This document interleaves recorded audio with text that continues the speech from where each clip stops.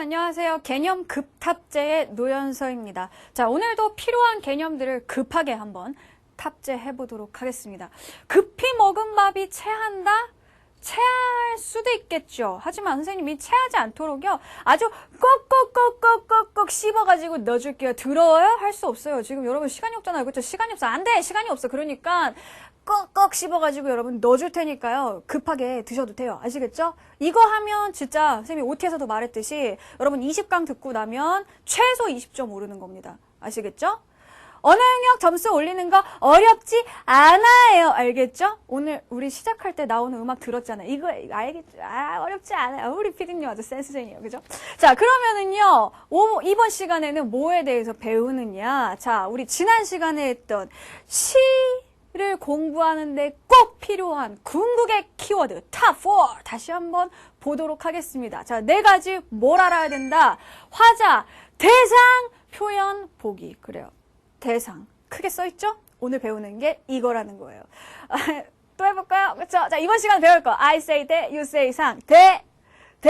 그쵸. 중독성 있지 않아요? 그런다니까. 처음엔, 뭐야? 이랬지만 지금 어느샌가 자기도 모르게 따라하고 있는 여러분의 모습을 발견할 수 있지 않나요? 그쵸? 자, 선생님이 이렇게 농약 같은 여자예요. 아시겠어요? 농약 같은 강의 얼마나 유명하다고요. 자, 그러면 이번 시간에는요, 우리 대상에 대해서 한번 배워보도록 하겠습니다. 자, 대상이라는 게 뭐냐면요. 이런 거예요. 우리가 지난 시간에 화자에 대해서 배웠단 말이죠.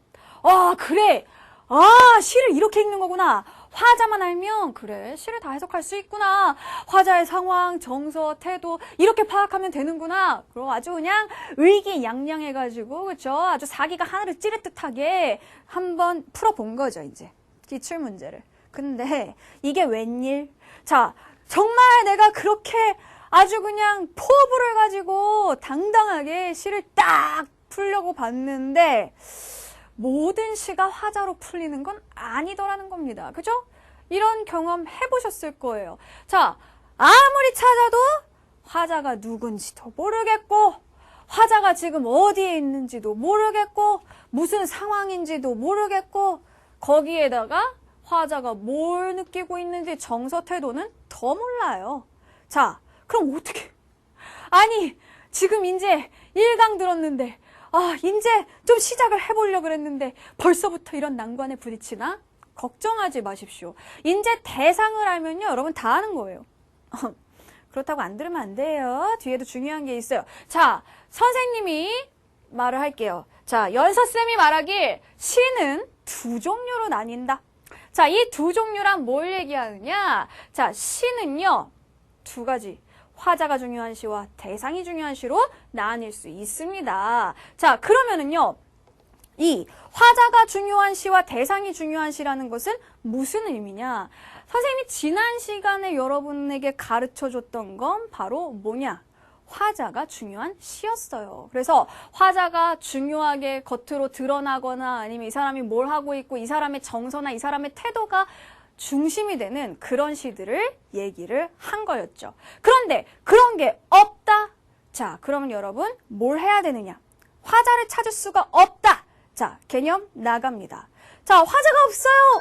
그러면 여러분 대상을 찾으시면 됩니다. 아까 했잖아요. I say 대, you say 상, 대 했단 말이에요. 그러면 도대체 알겠다고요. 대상을 찾겠습니다.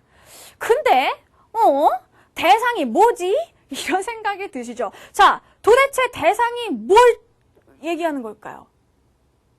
이거예요. 자, 화자 말고 다른 애가 대상이에요. 쉽죠? 어려워요? 자, 어려운 거 아닙니다. 자, 화자는 시에서 말하는 사람이에요. 화자가 중요한 시라는 거는 화자가 즉 이 시에서 말하는 사람이 자기가 뭘 느끼고 있는지 어떤 태도를 가지고 있는지가 중요한 시예요. 근데 이게 별로 드러나지 않는다. 그러면 대체로 이 화자는요. 자기 자신에 대해서 이야기하기보다는 다른 애한테 말을 하거나 아니면 어떤 사물을 바라보고 있거나 뭐 다른 환경을 다른 풍경을 관찰하고 있거나 이렇겠죠. 그렇죠? 즉 화자가 아닌 그 다른 사람 또는 다른 사물 또는 다른 풍경 이게 바로 대상이 된다는 겁니다. 그러니까 대상이라는 거는 굉장히 어때요? 범위가 커진다는 얘기죠. 그러면 시에서 나오는 화자 말고 화자를 제외한 모든 것이 다 대상인데 우리가 중요하게 생각해야 할 대상은 따로 있죠.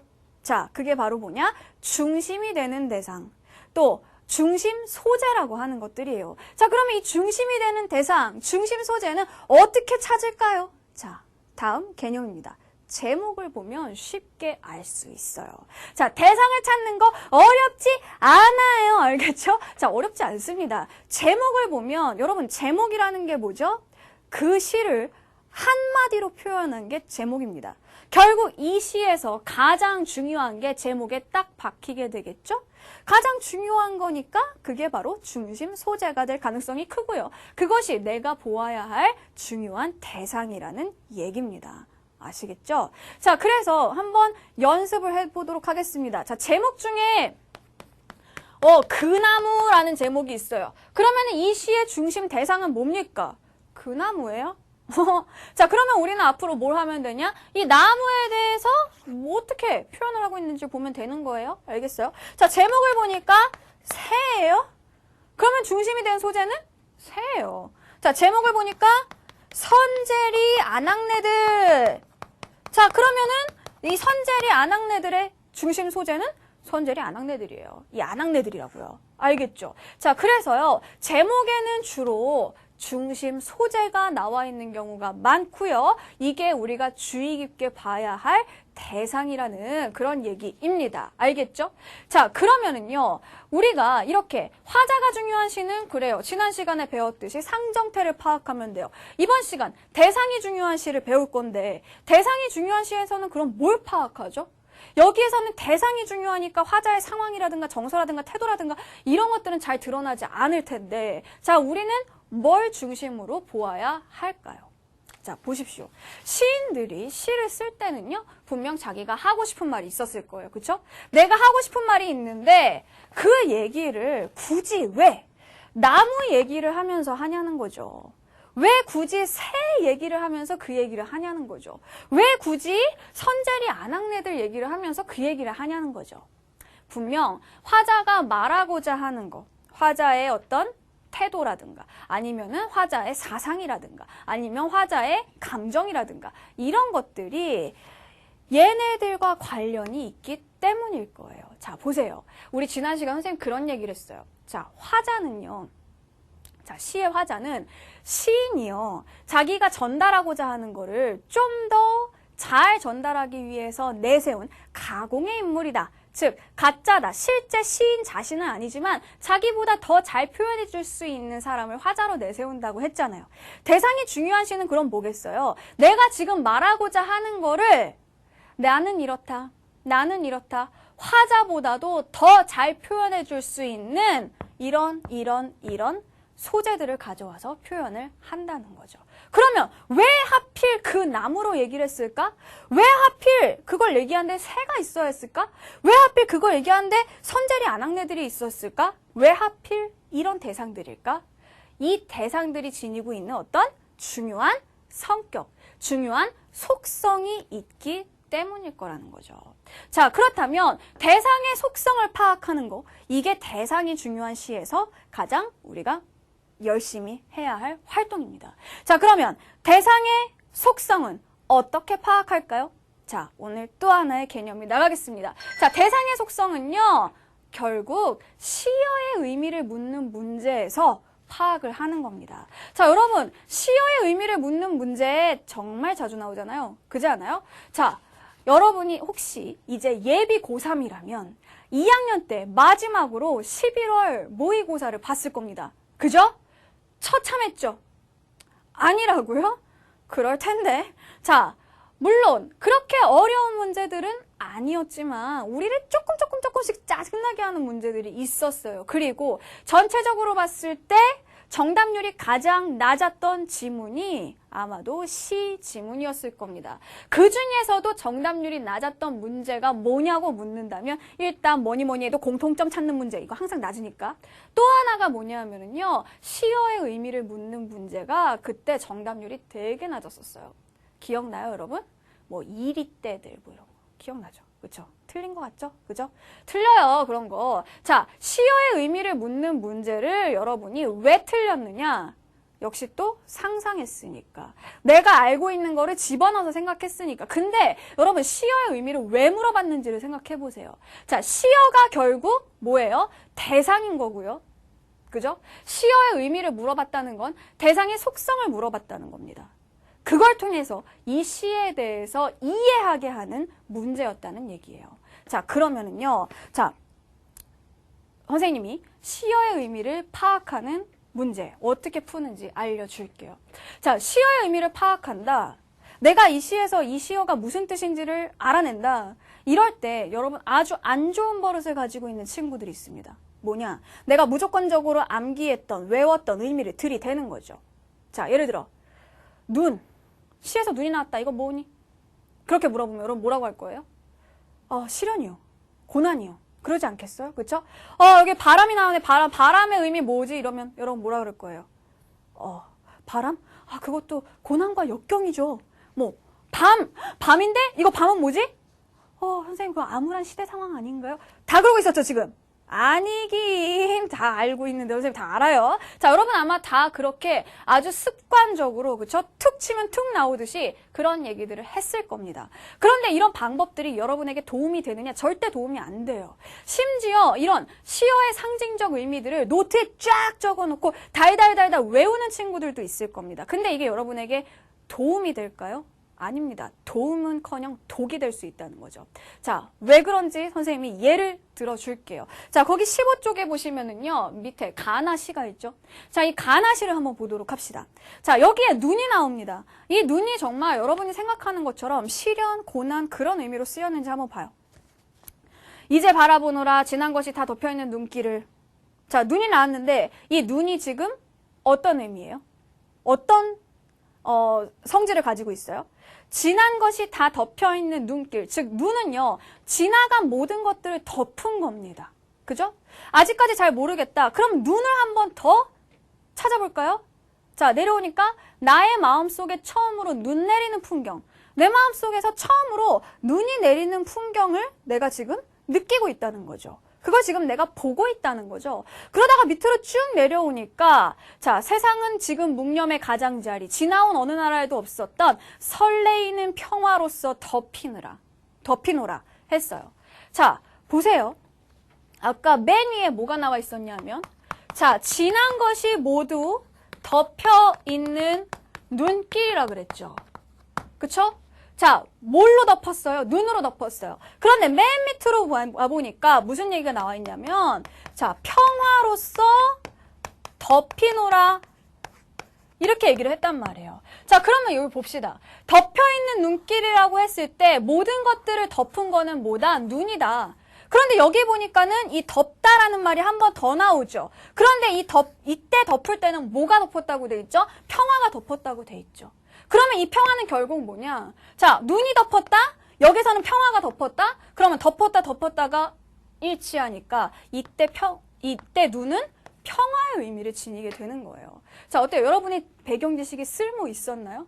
여러분, 평화하고 시련 고난은 너무 달라도 너무 다르잖아요. 그죠? 자, 그러니까 절대로 여러분 시어의 상징적 의미를 기계적으로 암기하고 외워서는 안 된다는 얘기예요. 반드시 무엇을 보느냐? 구조를 봐야죠. 문맥을 봐야죠. 그죠? 자, 보십시오. 자, 여러분에게 시어의 의미를 묻는다. 자, 시어의 의미를 묻는다는 것은 이 시어를 사전에서 찾았을 때 어떤 뜻이 튀어나오느냐 이걸 물어보는 게 아니에요. 그렇죠? 시어의 사전적 의미를 묻는 것이 아니라 이 시어의 의미라는 말 사이에는 여러분 보세요. 문맥적 의미라는 말이 숨어 있는 거예요. 그러면 문맥적 의미를 찾으려면 당연히 문맥을 봐야 되지 않겠어요? 그쵸? 자, 그러니까 어떻게 눈 하면 시련 이렇게 얘기하는 거는 문맥 없이 그냥 여러분의 머리에서 끄집어낸 거예요. 이거는 버리고 자, 반드시 어디? 문맥을 통해서 방금 본 것처럼 아, 눈이 덮었지? 그럼 여기 보니까 덮다가 또 있는데 뭐가 덮었지? 이번엔 평화지? 그러면 이 눈이 평화구나. 이렇게 문맥을 통해서 보시라는 겁니다.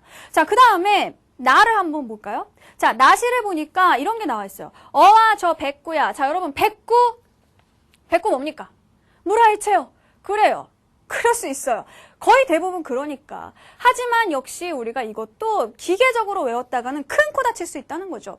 자, 여기에서도 백구가 물화일체의 대상, 내가 친해지고 싶은 자연 친화의 대상, 뭐 내가 좋아하는 긍정적인 대상일까요? 아니라는 거예요. 자, 저 백구야, 너 무슨 수고하느냐? 야, 너 무슨 그렇게 그거 가지고 이렇게 수고를 하냐? 너 뭔 고생을 그렇게 하냐? 왜요? 보세요. 자, 가을숲으로 서성이며 고기 엿보기 하는구나. 누가요? 백구가요. 자, 백구가요. 계속 이렇게 숨어 다니면서 고기를 막 엿보는 거, 호시탐탐 막 노리면서, 자, 이 고기가 어디 있을까? 물고기 보이면 확 갖다 먹고 막 이러고 있는 거예요. 그래서 지금 백구가 막 이렇게 호시탐탐 노리고 있는데, 그걸 보면서 나는 뭐라고 하죠? 야, 너 뭐해? 이러고 있는 거예요. 그러면 저 백구에게 내가 친한 마음을 가지는 거? 아니겠죠. 그러면서 마지막에 가서 뭐라 그러냐면 나같이 군마음 없이 군마음 쓸데없는 마음 없이 잠이나 자. 야, 너 그러고 있느니 잠이나 자. 근데 백구가 나랑 친하네? 아니라는 거죠. 자, 그래서요. 시어는요. 반드시 문맥을 통해서 우리가 그 의미를 이해를 해야지. 여러분 아까 했던 것처럼 뭐 밤, 암울한 시대 상황, 일제시대 아닐까요? 이런 거 안 된다는 거예요. 백구, 자연 친화의 대상이에요. 친하게 지내, 물화일체 좋죠. 안 된다는 거예요. 아시겠죠? 자, 그래서 시어의 의미는 반드시 문맥을 통해서 파악한다. 그러면은 선생님, 문맥을 통해서 파악하라는 게 도대체 구체적으로 뭘 하라는 건지 도대체 뭔지 알려주세요. 알려드릴게요. 아시겠죠? 자, 오늘의 가장 중요한 개념입니다. 뭐냐면요. 대상의 속성을 파악하기 위해서는, 즉 시어의 의미를 파악하기 위해서는 시어의 앞과 뒤를 보면 됩니다. 자, 시어의 앞과 뒤를 보라는 말은 무슨 뜻일까요? 자, 지금부터 알려드리도록 할게요. 자, 선생님이 아까 얘기했어요. 문맥적인 의미를 봐라. 즉, 그 문장의 맥락을 보라 그랬죠. 자, 지금 내가 알고자 하는 대상이 여기 있습니다. 자, 대상. 자, 대상 시어라고 해도 돼요. 자, 그러면 이 앞뒤를 보라는 얘기는 뭐냐면은요. 자, 이 대상 앞에 자, 무슨 말이 있을까요? 얘를 꾸며주는 말이 있어요. 그런 거 우리가 뭐라고 한다? 수식어라고 해요. 그쵸? 자, 그 다음에 이 뒤에는 뭐가 있냐? 이 대상이 뭐 예쁘다든가 대상이 고기를 엿본다든가 자, 이런 형용사나 동사 이런 것들로 이루어진 뭐 서술어가 있어요. 자, 그래서 대상을 꾸며주는 말, 즉 앞부분을 보거나 아니면 이 대상의 상태나 행동을 나타내주는 말, 서술어를 보게 되면 우리가 이 대상의 의미 혹은 대상의 속성에 대해서 훨씬 더 빨리 알 수 있게 된다라는 얘기죠. 아시겠어요? 자, 그래서 절대로 여러분 시어의 의미를 그냥 무조건적으로 암기하지 마세요. 혹시라도 여러분이 노트에다가 지금까지 이런 거를 써가면서 공부를 했다면 정말 가슴이 아픈데 버리세요. 여러분들 눈물 나겠죠? 내가 이걸 얼마나 열심히 특히 뭐 우리 또 필기에 목숨 건 친구도 있잖아. 색깔까지 볼펜 12가지 색으로 막 하면서 그래요. 마음이 아파요. 선생님도 그 마음 알아요. 하지만 버리세요. 아시겠죠? 버리기 아까우면 잠깐 숨겨놔요. 내 눈에 띄지 않는 곳에. 그래가지고 여러분 수능 끝날 때까지 눈에 안 띄게 하세요. 아시겠죠? 그 전에 그거 봐봐야 여러분한테 독입니다. 아시겠어요? 절대로 하지 마세요. 자, 그러면 역시 따끈따끈한 기출문제를 통해서요. 선생님이 이 시어의 의미를 파악하는 방법, 대상의 속성을 파악하는 방법에 대해서 한번 이야기를 해보도록 하겠습니다. 자, 우리가 2012학년도 수능 문제를요. 지난 시간에 다작품만 살짝 살펴보고 왔습니다. 이번 시간에는요, 선생님이 세 문제를 모두 제대로, 세 작품을 한번 제대로 보도록 할게요. 자, 보긴 보는데, 역시 그래도 이 시간에 핵심은 뭐였어요? I say 대, you say 상, 대, 이거죠. 그쵸? 대상이라는 거예요. 대상에 한번 집중을 하면서 이 세 작품을 보도록 하겠습니다. 자, 보시죠. 자, 새 작품 본다고 해놓고 선생님 이게 무슨 일인가요? 작품 보여준다더니 왜 문제가 나오나요? 왜 그럴까요? 자, 왜 그럴까요? 자, 선생님이 나중에도 알려주도록 할 건데요. 여러분, 수능, 언어 영역, 자, 지문이 있고 문제가 있습니다. 자, 우리는 이 둘 중에서 뭘 먼저 보는 게 유리할까요? 문제를 먼저 봐야 돼요. 왜냐하면은요. 자, 지문을 먼저 보고 그 다음에 문제를 보게 되면은 시간 엄청나게 잡아먹게 됩니다. 아시겠어요? 선생님이 진짜 앞으로 가르쳐 줄 게 정말 구만리예요. 30초의 투자라는 것도 가르쳐 줘야 되고요. 표적 수사라는 것도 가르쳐 줘야 되고요. 정말 많은 선생님만의 기술이 있는데, 자, 선생님 진짜 하나하나 다 풀어 놓을 겁니다. 근데 이것만은 먼저 얘기를 해야겠어요. 자, 문제를 풀 때는, 우리가 지금 개념을 공부하고 있긴 하지만 문제를 풀 때는요, 반드시 문제 먼저 보고 가야 됩니다. 지문을 보고 나서 문제를 보면요, 지문 다 잊어버려요. 기억도 안 나요. 뭐가 중요한지도 모르는 상태에서 봤기 때문에 여러분 머리에 남지 않습니다. 하지만 우리가 문제를 보게 되면 내가 뭘 중요하게 봐야겠구나, 작품을 볼 때 어떤 부분에 중점을 두고 봐야겠구나, 이런 게 생각이 나겠죠. 그쵸? 자, 그래서 봅시다. 지금 우리는 뭐에 대해서 얘기하고자 하는 거냐면요. 자, 대상의 속성을 찾는 문제를 풀 겁니다. 자, 대상의 속성, 다른 말로 시어의 의미라고 선생님이 이 두 가지를 같은 걸로 봐요. 자, 그럼 봅시다. 가나다의 시어를 비교하여 이해한 내용, 즉 이건 무슨 얘기냐? 시어의 의미를 묻고 있다는 얘기죠. 그러면 여러분 봐요. 우리가 이 문제를 만약에 안 봤다면 모든 시어를 다 똑같은 그 비중을 두고 봤겠죠. 시간이 얼마나 많이 걸리겠어요. 하지만 문제를 먼저 보니까 내가 어떤 시어를 봐야겠구나. 딱 나오잖아요. 그쵸? 자, 보니까 뭐 가의 보리와 나의 보리? 보리가 중요하네. 자, 그 다음에 가의 꿈과 다의 꿈? 꿈이 중요하네. 자, 내가 중요하게 봐야 될 시어가 뭔지를 먼저 체크를 할 수 있다는 겁니다. 자, 그 다음에 3번 볼까요? 자, 가의 강물 소리. 자, 이번에는 강물 소리. 아, 강물 소리가 뭔지 봐야 되겠구나. 자, 그 다음에 나의 노래가 뭔지 봐야 되겠구나. 자, 그 다음에 4번 보니까 나의 남풍, 다의 추풍. 자, 이런 것들이 뭔지 봐야 되겠구나. 자, 그 다음 5번 볼까요? 자, 나의 구름과 다의 구름. 둘 다 구름이 나오나 봐. 이 구름들이 뭔지를 봐야겠구나. 자, 이런 생각을 가지고 우리가 시를 봐야 된다는 겁니다. 그래야 시간도 훨씬 더 어떻게? 절약할 수 있다. 자, 그럼 다시 한번 1번으로 가보도록 할게요. 자, 가의 보리와 나의 보리는 두 작품의 계절적 배경이 동일함을 알려준다. 자, 일단 이 선택지 같은 경우에 두 작품의 계절적 배경이 동일하다는 거를 전제로 하는 거잖아요. 정말 그런지를 판단해서 풀 수도 있고요. 아니면은 이 보리의 선생님 아까 뭐라 그랬어요? 시어의 의미, 대상의 속성을 파악하는 방법, 앞뒤를 보라 그랬죠? 앞뒤를 통해서 볼 수도 있는 겁니다. 됐죠? 그 다음에 또 가에서 봐야 될 게 꿈이에요. 자, 가의 꿈과 다의 꿈은 자, 출세하고자 하는 화자의 의지를 표현하나? 정말 그런지 한번 보자는 얘기예요. 자, 그러면은 가시를 한번 선생님이랑 같이 읽어볼게요. 자, 차례를 지내고 돌아온 구두 밑바닥에 고향의 저문 강물 소리가 묻어있다. 자, 이 강물 소리는 아까 3번에서 잠깐 나왔었어요. 그쵸? 자, 일단은 넘어가도록 하죠. 겨울보리, 보세요.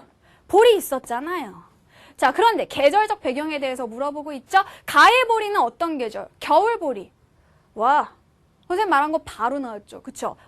시어의 앞뒤를 보라고 했는데, 자, 보리 앞에 뭐가 있어? 겨울이 있잖아요. 그쵸? 자, 그러니까 가의 보리는 어떤 계절? 겨울이라는 계절을 나타내주고 있는 거예요. 그쵸? 자, 그 다음 살얼음만 몇 발자국 밟고 왔는데 숲골 상여집 흰 눈 속을 넘을 때도 골목 앞 보세점 흐린 불빛 아래서도 찰랑찰랑 강물 소리가 들린다. 자, 봅시다. 차례를 지내고 왔어요. 차례 지내러 고향에 갔었죠. 그쵸? 고향 밑에 나오니까. 자, 고향에 갔다 왔는데 내 구두 밑바닥에서 고향의 강물 소리가 들린다는 거예요. 진짜는 아니겠죠. 그쵸? 구두 밑바닥에서 강물 소리가 나면 어떡해요? 그럼 병원 가야죠. 귀가 안 좋은 거죠. 그쵸? 자, 그런데 지금 거기서 강물 소리가 묻어서 왔다는 거죠. 그래서 자, 그 강물 소리 찰랑찰랑 들리는데 내 귀는 얼어서 한 소절도 듣지 못한 강물 소리를 자, 나는 고향에 가서 그 찰랑이는 강물 소리를 못 들었는데 이 구두는 어떻게 혼자 듣고 그걸 간직해가지고 가지고 왔을까? 그런 얘기예요. 자, 구두는 지금 황혼. 여러분, 황혼이라는 거는 뭐예요? 늙었다는 거죠. 구두가 늙었다. 구두가 어떻게 늙어요? 낡은 거겠죠. 그쵸? 구두가 낡았어요. 그래서 뒤축의 꿈이 몇 번 수습되고 이거는 뭘까요? 자, 구두 뒤축이 뭐예요? 굽이죠. 이것이 몇 번 수습됐다라는 거는 무슨 얘기입니까? 구두가 낡았으니까 그동안 굽을 여러 번 간 거겠죠? 그쵸? 자, 그리고 지난 가을 터진 가슴의 어둠 새로 누군가의 살아있는 오늘의 부끄러운 촉수가 자, 지금 보세요. 지금 대상이 뭐예요? 가시에서. 대상이 뭔지 찾으려면 뭐 보라 그랬어요? 제목 보라 그랬잖아. 가시의 제목은 구두 한 켤레의 시란 말이에요. 자, 그러면은 가의 중심 대상은 구두잖아요. 구두의 속성을 봐야 되잖아요. 이 구두는 어떤 애냐? 황혼이에요. 낡았어요. 그리고 뒤축의 굽이, 그러니까 뒤축의 꿈이, 그러니까 굽을 몇 번 갈았죠. 그런데 지난 가을에 가슴이 터졌다라는 건 아하, 그쵸? 구두 앞에가 이렇게 입을 벌리고 있는 거죠. 그쵸? 입을 벌리니까 뭐가 보여요? 꼼지락꼼지락. 발가락이 보이는 거죠. 그쵸? 그래서 누군가의 살아있는 오늘의 부끄러운 촉수는 이 낡은 구두 안에 있는 자신의 발가락을 얘기하는 겁니다. 자, 쌀이 유채 꽃잎처럼 꿈틀댄다. 고향 텃밭의 허름한 꽃과 어둠과 구두는 초면, 나는 구면. 이게 뭐죠? 구두는 처음 뵙겠습니다. 초면입니다. 이렇게 얘기하잖아요. 그쵸? 자, 이 고향에 내가 구두를 신고 갔는데 이 구두는 그 고향의 땅과 처음 뵙겠습니다. 이러고 있어요. 나는 구면. 구면이란 건 뭐예요? 아, 처음 보는 게 아니라 여러 번 봤다는 얘기. 예전에 본 적이 있다는 얘기죠. 자, 당연하죠. 자기 고향이니까. 보세요, 여러분. 구두가 낡았어요. 즉 오래 신었다는 얘기예요. 오래 신었음에도 불구하고 이 구두가 그 고향에 처음 가봤다는 얘기는 이 사람이 고향에 오랫동안 가지 않았다는 뜻이 되겠죠. 그렇죠? 그렇게 나는 고향을 떠나서 오랫동안 다른 곳에서 혼자 살고 있었는데 나는 그러면서도 마음의 여유가 없어서 가서 고향의 강물 소리를 듣지 못했는데 이 구두는 듣고 와서 그 고향의 강물 소리를 나에게 들려준다는 겁니다. 자, 그래서 영하 속을 흔들리며 떠나는데 낡은 구두가 저문 고향의 강물 소리를 들려준다. 출렁출렁, 아니 덜그럭덜그럭. 자, 보세요. 덜그럭덜그럭. 아, 이거 원래 낡은 구두 신고 다니면 덜그럭덜그럭 하는 소리 날 수 있잖아요. 그쵸? 그 덜그럭거리는 소리에서 이 사람은 고향의 강물 소리를 연상을 했던 거네요. 그쵸? 자, 그러면 일단 이것만 가지고 보도록 합시다. 가의 보리가 겨울보리였다면 나의 보리도 겨울이 되어야 1번이 답인 거예요. 그쵸? 자, 그 다음에 가의 꿈이 뭐다? 출세하고자 하는 화자의 의지다? 여기서 꿈이 뭐였죠? 뒤축의 꿈이 몇 번 수습됐다는 거는 구두 굽을 그만큼 갈았다는 뜻인데요. 그거를 출세하고자 하는 화자의 의지라고 말하기에는 좀 오바죠? 그쵸? 이 화자가 여기 보면 아, 나 출세하고 싶어. 난 출세하겠어. 난 출세하고야 말 거야. 이런 거 안 보이잖아요. 화자에게는 아예 이런 의지가 있지가 않습니다. 그쵸? 틀렸네요. 그쵸? 자, 그 다음에 가가 나온 게 또 몇 번이죠? 3번인가요? 자, 가의 강물 소리와 나의 노래는 대상에 대한 화자의 긍정적 태도. 자, 이거 잘 보세요. 자, 이 강물 소리와 노래가 대상에 대한 화자의 긍정적 태도를 나타낸다 라고 했을 때 여러분 이 대상이라는 게 뭘까요? 그쵸? 시의 중심 소재라 그랬죠. 지금 가시 같은 경우에는 이 대상이 구두란 말이에요. 그러면 이 강물 소리를 보고 우리가 아, 화자가 이 구두에 대해서 긍정적 태도를 갖고 있구나, 구두를 좋아하는구나 알 수 있냐는 얘기입니다. 어렵죠. 그쵸? 3번 선택지가 조금 어려워요. 여러분, 이 대상이 강물 소리나 노래를 뜻하는 거다라고 생각해서는 안 돼요. 알겠죠? 이것들이 이것이 아닌 다른 대상에 대한 화자의 긍정적 태도를 드러내줄 수 있는가? 이때 대상은 구두가 되는 거고, 그쵸?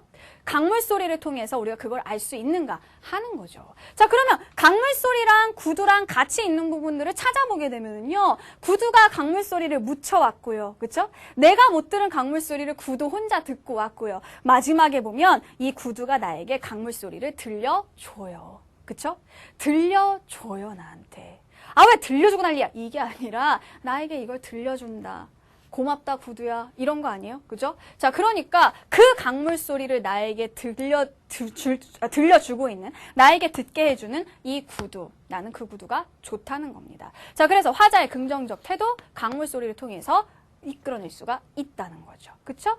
자, 그러면 일단 요거 3번의 요 반은 맞는 설명이 되겠네요. 4, 5번에는 가가 없으니까요. 이제 나로 한번 넘어가 보도록 하겠습니다. 자, 나시를 보시면은요. 자, 다시 우리는 1번으로 돌아가죠. 자, 아까 가의 보리는 겨울이라고 했는데 나에서 한번 보리만 찾아봅시다. 자, 보리가 어디 있습니까? 1에 있죠, 1. 1에 보니까 뭐라고 돼 있어요? 앞뒤를 보라 그랬어요. 보리 앞에 보니까 뭐라고 돼 있어요? 5월이면 5월이 겨울이에요? 아니잖아요. 그쵸? 자, 이 보리는 5월. 이 보리는 겨울. 그러면 계절적 배경이 동일하지 않은 거죠. 1번은 답이 될 수가 없네요. 일단 1번 탈락.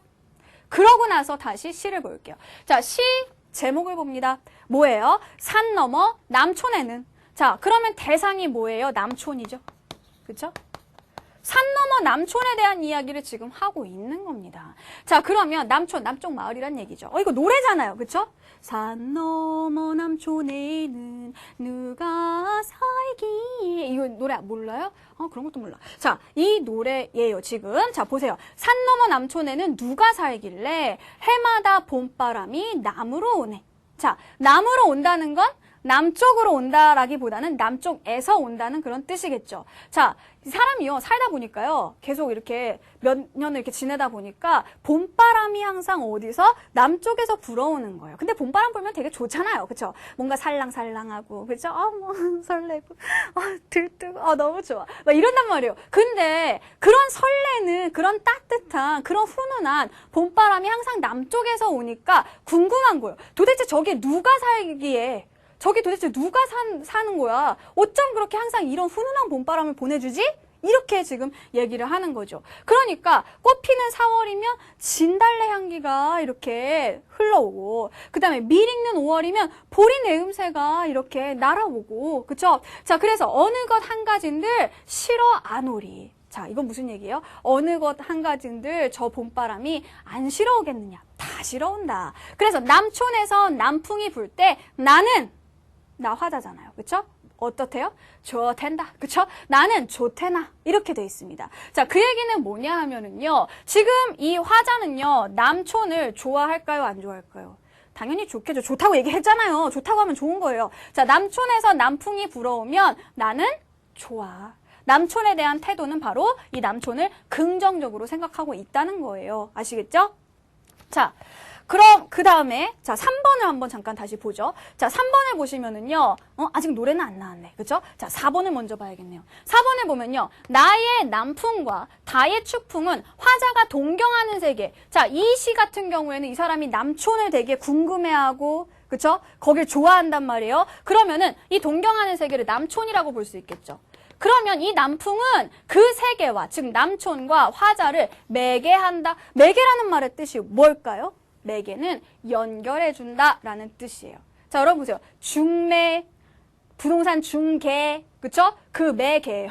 알겠어요? 자, 그래서 자 화자를 매개해주는, 화자와 이 남촌을 매개해주는 역할이 뭐다? 남풍이라는 거죠. 보세요. 지금 이 사람이 남촌에 있나요? 남촌에 있는 건 아니에요. 남촌은 산 너머에 있어요. 하지만 그 남촌에서 실려오는 여러 가지 향기를 맡을 수가 있어요. 그쵸? 뭘 통해서?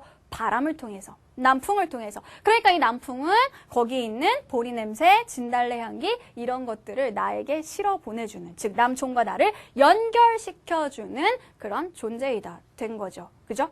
자, 그러면 계속해서 자 2번이라고 된 데를 볼게요. 자, 산 너머 남촌에는 누가 살길래 저 하늘 저 빛깔이 저리 고울까. 보세요. 지금 이 사람은 남촌에 대해서 그쵸?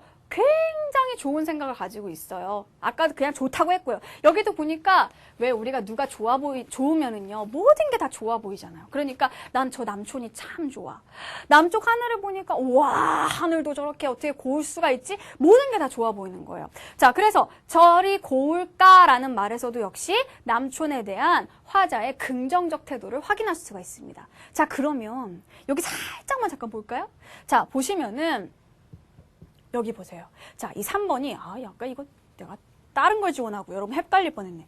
자, 3번을 보시면은요. 자, 일단 노래는 안 나왔으니까 땡인데, 땡이 아니라 일단 좀 이따 보는 건데, 자, 이때 대상은 아까 전에 가시 같은 경우에는 대상이 구두라 그랬어요. 나시의 경우에는 대상이 남촌이라 그랬죠. 자, 그러면은 이 남촌에 대해서 화자가 긍정적 태도를 지니고 있는 건 맞죠. 그쵸? 좋다 그랬고 곱다 그랬고. 그러면 이제 우리가 봐야 될 거는 노래가 그런 역할을 하는가, 그것만 봐주면 되는 겁니다. 알겠죠? 자, 그럼 계속해서 시를 봅니다. 자, 금잔디 너른 벌엔 호랑나비 때 버들밭 실개천엔 종달새 노래 어느 것 한 가진들 들려 아노리 남촌서 남풍불제 나는 좋대 나뭐 좋다고 하는 얘기예요. 자, 3으로 갑시다. 왜? 2에는 굵은 글씨로 표시된 시어가 없거든요. 볼 게 없어요. 자, 3년 가세요. 자, 산 너머 남촌에는 배나무가 있고 배나무 꽃 아래에는 누가 섰다기에 그리운 생각에 영에 오르니, 영은 고개죠. 그쵸? 자, 계속 궁금해했잖아요. 산 너머 남촌에 누가 살지? 누가 살길래 저런 뭐 바람이 불어올까? 저렇게 하늘이 고울까? 근데 그 배나무 아래에 누군가가 서 있대요. 그래가지고 누군지 보려고 고개 막 올라간 거에서 이렇게 보는데 누가 사는지 이렇게 보려고 그러는데 자, 왜 안 보이죠? 저기 보니까 구름에 가리어서 아니 보이나 했습니다. 자, 그래서 구름에 가리어 아니 보이나 5번에 있죠. 자, 나의 구름과 다의 구름은 자유로운 소통의 가능성을 차단한다라고 했는데 자, 이 구름 누구지? 보려고 하는데 왜 구름이 껴서 안 보인다. 그쵸? 자, 그러니까 자, 이 구름은 뭐다? 차단 맞죠. 그쵸? 일단 5번에서 나에 대한 설명은 맞는 걸로 보는 거예요. 아시겠죠? 자, 하지만 보세요. 보이지는 않지만 끊었다 이어오는 가는 노래. 바람을 타고서 고이 들리대. 자, 보세요. 보이지는 않아요. 누군지 어떻게 생겼는지 알 순 없지만 그 노래는 나에게 계속 들리는구나. 아, 궁금하다. 아, 저 남촌 가보고 싶다. 그래요. 이 노래도 역시 그 남촌을 궁금하게 만드는, 그쵸? 그래서 더 동경하게 만드는 그런 소재가 되는 겁니다. 그러니까 역시 어떻습니까? 자, 강물 소리가 그러했듯이 이 노래도 대상, 즉 남촌에 대한 긍정적 태도를 드러낼 수가 있다는 거죠. 됐죠? 자, 그래서 답은 3번인 겁니다. 아시겠어요? 자, 나머지도 한번 해결을 해보도록 하겠습니다. 자, 다를 봅시다. 이 시는 우리가 지난 시간에 잠깐 봤어요. 뭘 봤죠? 상황, 정서, 태도만 봤죠.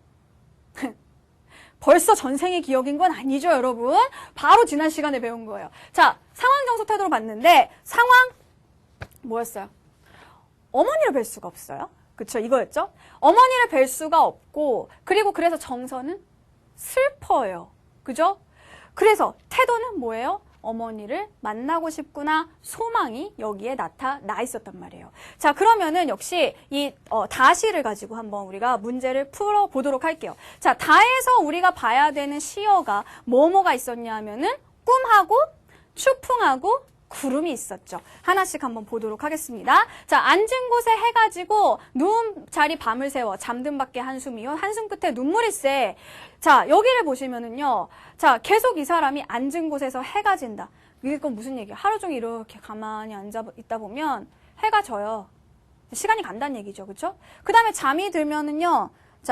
주로 잠이 드는 게 아니라 이렇게 누워 있으면은요. 그냥 그 상태로 밤을 새는 거예요. 다 왜 그런 거죠? 어머니가 보고 싶어서. 그죠? 자, 그래서 계속 한숨 쉬고 눈물 흘리고 밤밤마다 꿈에 보니 꿈을 둘러서 상시과정 이거 지난 시간 선생님이 알려줬잖아요. 꿈을 현실로 옮겨놓고 싶구나. 현실로 만들고 싶구나. 이런 뜻이었잖아요. 그러면 이 꿈은 무슨 꿈입니까? 밤밤마다 꿈의 벤이라 그랬죠. 자, 아까 선생님이 알려준 거 있어요? 자, 대상의 시어의 앞뒤를 봐라. 자, 그러면은 보세요. 꿈에 이번에는 뭘 봐? 서술어를 봐야겠죠. 그쵸? 꿈의 벤이라고 했어요. 즉, 꿈은 내가 어머니를 만날 수 있는 시간이라는 거죠. 그러면 이거는 어머니를 만나고 싶은 소망이 들어있는 시어이지 이게 여기서 말하는 것처럼 출세입니까? 아니죠. 그쵸? 아, 나 꿈에 출세했는데 그게 현실이었으면 좋겠어. 지금 이 시는 출세에 대한 얘기가 아니라는 거예요. 자, 그래서 꿈에 어머니를 뵈니까 자, 이때 꿈은 이것이 아니라 자, 어머니를 만나고 싶은, 어머니를 뵙고 싶은 화자의 소망을 표현하는 게 되겠습니다. 자, 그래서 2번도 안 되겠죠. 그쵸? 1번도 아까 뭐예요? 계절이 안 맞았었고. 자, 그러면 계속 봅시다. 자, 학발자한 어머니라 그랬어요. 이 어머니를 못 빼거든 안족 서신 자자짐에 기다린들 기별 올까 오노라면 달이 넘네. 이게 무슨 얘기야? 안족 서신 편지라 그랬죠. 그쵸? 편지를 기다리면 소식이 올까? 소식이 오는 데는 달이 넘는다. 즉, 한 달 넘게 걸린다. 그런 뜻이에요.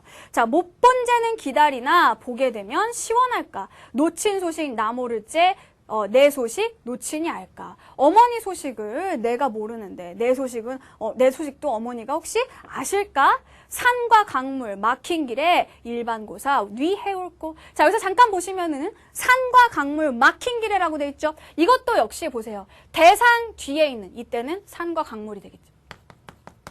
자, 산과 강물 뒤에 보면 무슨 말이 있어요? 막힌.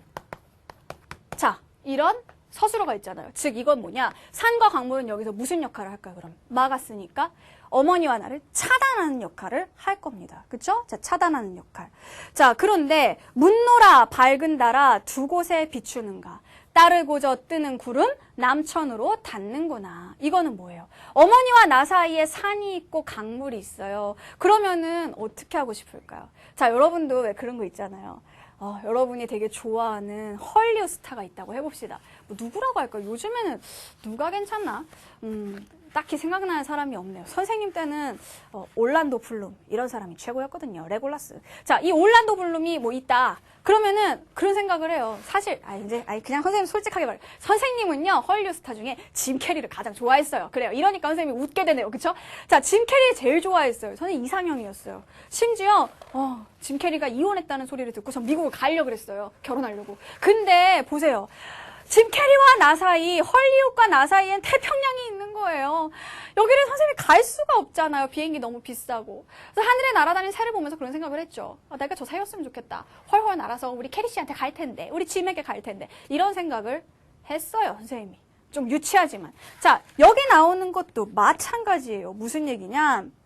자, 저 달아. 나는 지금 짐이 안 보여. 넌 짐이 보이니? 달아. 좋겠다. 너는 짐 캐리도 보고. 자, 그 다음에 구름아. 너는 흘러서 우리 캐리 씨한테 갈 수 있겠구나. 나는 못 가는데. 자, 보세요. 여기서 달과 구름 보면은요. 뒤에 서술어를 한번 봅시다.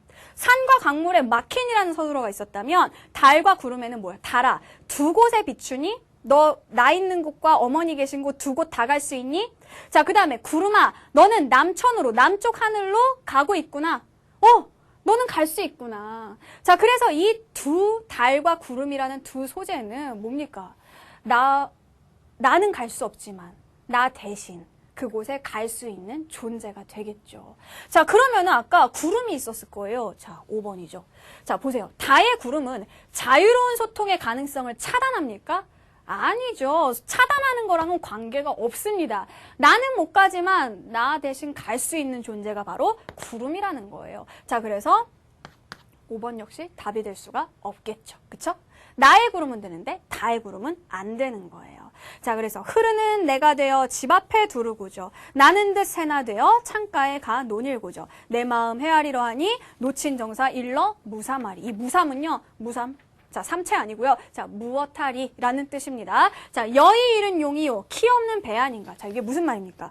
자, 내 마음이 이런데 어머니 마음은 더 하겠죠. 그렇죠? 내 마음이 이러하니 놓친 어머니의 마음은 말해서 무엇 하겠느냐? 아마도 여의주를 잃은 용이요. 키가 없는 배가 아닌가. 이건 무슨 뜻이에요, 여러분?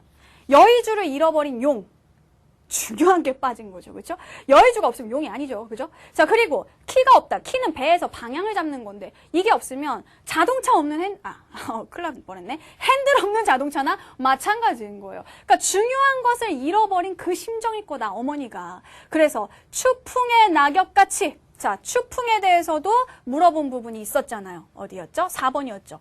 자, 추풍의 낙엽같이 즉 가을바람에 떨어지는 낙엽처럼 어디에 가서 머무를까? 자, 그럼 여기에서 추풍은요. 낙엽을 떨어뜨리는 그런 존재인 겁니다. 즉 화자의 현재 의지할 곳 없는 그런 상황 혹은 어머니의 그런 의지할 곳 없는 상황을 나타내기 위해서 끌어들인 소재이지. 그렇죠? 여기서처럼 화자가 동경하는 세계와 화자를 매개하는 즉 어머니와 화자를 연결해주는 존재는 아니라는 얘기죠. 되셨죠? 자, 그래서 4번도 답이 될 수가 없었던 겁니다. 자, 그래서 여러분 보세요. 보면은 우리가 이 시를 하나하나 모든 구절 선생님이 지금 해석하면서 본 거 아니죠. 우리는 그렇게 할 수가 없어요. 우리는 언신이 아니니까요, 아직. 그죠? 자, 그러니까 모든 구절을 다 해석할 수는 없지만 중요한 건 뭐다? 우리가 봐야 하는 시어가 있을 겁니다. 그 시어의 앞뒤 부분을 확인하게 되면 문제는 풀 수가 있다는 얘기예요. 아시겠죠? 자, 이런 식으로 문제를 풀어주시면 됩니다. 자, 이번 수능에서요, 이 문제 말고도 시어의 의미를 가지고 푸는 문제가 하나 더 나왔었습니다. 바로 36번 문제예요. 자, 다의 기역, 니은, 디귿, 리을, 미음 중에 함축하는 의미가 동일한 것끼리 바르게 묶은 것이라고 했는데요. 이 문제 역시 쉽게 문맥을 통해서 푸는 겁니다. 자, 우리 앞에서 풀었던 문제는요, 사실 조금 어렵긴 했어요. 근데 이 문제는 좀 더 쉽게, 여러분 아직 기초 단계니까 좀 더 쉽게 문맥을 통해서 접근할 수가 있을 겁니다. 자, 어떻게 하는 건지 보여줄게요. 자, 봅시다. 일단 기억이 있는 곳을 한번 볼게요. 자, 앉은 곳에 해가 지고라고 했죠. 그쵸? 자, 그럼 보세요. 앉은 곳에 해가, 자, 해 밑줄이 쳐져 있어요. 그러면은 이 앞부분이나 뒷부분을 뭐라 그랬죠? 자, 뒷부분에 보니까 진다라고 나와 있죠. 그쵸? 자, 그 다음에 니은을 봅니다. 자, 니은을 보면 뭐라고 돼 있냐면 오노라면 달이 넘네라고 했죠. 자, 달이 넘네라고 해서 달이라는 시어 뒤에 나온 서술어는 넘네가 됩니다. 자, 그러면은 이 시어들을 볼 때 해가 지고 달이 넘네. 이걸 보면 내가 앉은 상태로 해가 진다. 즉 여기서 해는요, 해가 진다라고 했을 때 해가 지는 것은 무엇을 의미하죠? 시간의 흐름을 얘기를 하는 거죠. 내가 앉은 채로 그냥 하루를 다 보내고 누운 채로 밤을 샌다라고 했을 때 이 해는 그래서 시간이에요. 그 다음에 이거는 또 뭐였어요? 어머님께 답을 받으려면, 편지에 답을 받으려면 달이 넘는다. 한 달이 넘게 걸린다. 역시 여기서 달이 넘네에서 달이 넘어간다 라는 것도 역시 뭐 시간의 의미가 되는 거죠. 자, 그래서 기억하고 니은은요 같은 의미라고 볼 수 있습니다. 답 나왔나? 에헤이, 보니까 선택지에 기억 니은을 묶어놓은 게 없어요. 그래요, 이렇게 쉽게 해결될 리가 없죠. 자, 그러면 디귿을 한번 보도록 할게요. 디귿 아까 했던 거잖아요. 자, 산, 네, 밑줄이 쳐져 있고, 자, 산과 강물 뒤에 서술어를 보면 뭐가 나와 있죠? 막힌 곳. 자, 즉 여기서 산은 그럼 뭐예요? 뭔가를 막아놓은 거니까 이거는 차단의 의미, 장애물의 의미. 자, 이거를 지닌 것으로 우리가 볼 수가 있겠죠. 그쵸? 자, 그 다음에 리을하고 미음을 보니까요. 오호, 이거는요. 에휴, 안 봐도 리을, 미음이 답이네요. 어떻게 그럴 수가 있죠? 선생님이 정말 언어의 신인 걸까요? 선생님 솔직히 이거 이렇게 딱 보고 리을, 미음이 답인 거 알았어요. 기억, 니은, 디귿 안 보고. 어떻게 알았을까요? 언어의 신이라서가 아니에요. 여러분도 이제 알 수 있게 돼요. 자, 왜 선생님이 리을, 미음을 답이라고 생각했느냐. 그 과정을 알려드리도록 할게요. 자, 보세요. 이 리을이 있는 이게 네죠. 그쵸? 그 다음에 미음은 세죠. 자, 이 리을이 있는 행과 미음이 있는 행을 보니까요. 이거 우리가 다음 시간에 배울 개념이긴 한데 뭐예요? 대꾸로 이루어져 있죠. 그쵸? 위에 줄과 밑에 줄이 똑같은 구조로 쿵짝, 쿵짝, 쿵짜자작 이렇게 어때요? 짝이 맞아요. 보니까 흐르는 내, 나는 듯 새. 그래서 내가 되어 새나 되어. 집 앞에 창가에 두루고저 논일고저. 어때요? 위아래가 대꾸를 이루잖아요. 중요한 거. 여러분 대꾸를 이루는 구절 있잖아요. 자, 만약에 이 줄과 이 줄이 대꾸를 이룬다 라고 하면 거의 99% 얘네들은 유사한 관계에 있다 라고 보면 됩니다. 내가, 여러분 대꾸라는 게 뭐예요? 내가 했던 말을 또 하고 싶은데 완전 똑같이 하면은 좀 그렇잖아요. 날로 먹는 것 같잖아요. 그러니까 살짝 단어만 몇 개 바꾼 게 대꾸인 거거든요. 그러면 했던 말 또 하는 건데 살짝 바꿔서 한 거기 때문에 결국 이 말하고 이 말은 똑같은 뜻이란 얘기예요. 그러니까 내와 새는 결국에는 함축하는 의미가 같은 것이다. 자, 왜 함축하는 의미가 같느냐? 아까 선생님이 얘기했던 거 있잖아요. 짐 캐리 보러 가려고 나 새가 됐으면 좋겠다 이런 거였잖아요. 그쵸? 내도 뭐예요? 나는 못 가지만 시냇물이 이렇게 흘러서 어머니에게 갈 수도 있잖아요. 결국 나는 저 냇물이 되고 싶어. 나는 저 새가 되고 싶어. 내가 되고 싶은 것. 내가 어머니를 보고 싶은, 어머니를 뵙고 싶은 그 소망을 나타내주는 시어가 바로 이 내와 새라는 얘기죠. 자, 그래서 이 기역, 니은, 디귿, 리을, 미음에서요. 똑같은 의미로 함축적 의미가 같은 것끼리 짝지으면 기역, 니은, 그리고 리을 미음을 짝을 지을 수 있습니다. 답은 하나죠? 그쵸? 기억 니은이 없었으니까 얘를 찾아주시면 돼요. 그래서 답은 5번입니다. 자, 그래서 여러분 시어의 의미를 파악하는 거 어렵지 않습니다. 시어의 의미를 파악하는 문제가 어렵죠.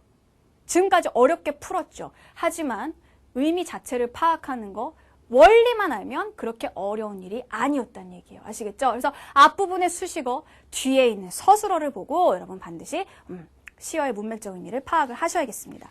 자, 그 뒤에 나오는 내용은요. 보너스예요. 보너스. 뭐냐 하면 선생님 방금이 아니라 이 강의의 첫 부분에 선생님 그런 얘기를 했어요. 시어의 의미 쫙 정리해놓고 외우지 마라. 어차피 문맥에 따라서 달라질 수 있다라는 얘기를 했죠. 자, 근데요. 몇 개는 알아두면 솔직히 도움이 되긴 됩니다. 아주 최소한으로요. 자, 왜 그러냐 하면 현대시에서는 안 돼요. 현대시에서는 절대 써먹어서는 안 되고 고전시가에서는요. 우리 고전시가는요. 좀 약간 이렇게 공식화돼 있어요. 해하면 임금, 구름하면 간신, 소나무, 절개 뭐 이런 식으로요. 공식화되어 있는 것들이 존재하긴 한다는 겁니다. 그래서 이거는 알아둔다 해서 나쁠 건 없겠죠? 그래서 여러분에게 그냥 팁으로, 보너스로 뒤에 정리를 해놨으니까 한번 보기나 하세요. 하지만 이 경우에도 중요한 건 뭐다? 여기서 선생님이 가르쳐준 의미들을 똑같이 그대로 무비판적으로 수용해서 그냥 무조건 적용하지 말고 그냥 이런 의미들이 있었지 하면서 문맥에서 반드시 검증을 하셔야 된다는 겁니다. 검증하는 방법은 앞부분 수식어, 뒷부분 서술어를 보라는 얘기죠. 자, 그러면은요. 됐습니다. 자, 오늘의 수업 정리를 하도록 하겠습니다. 자, 언신 보고 있나?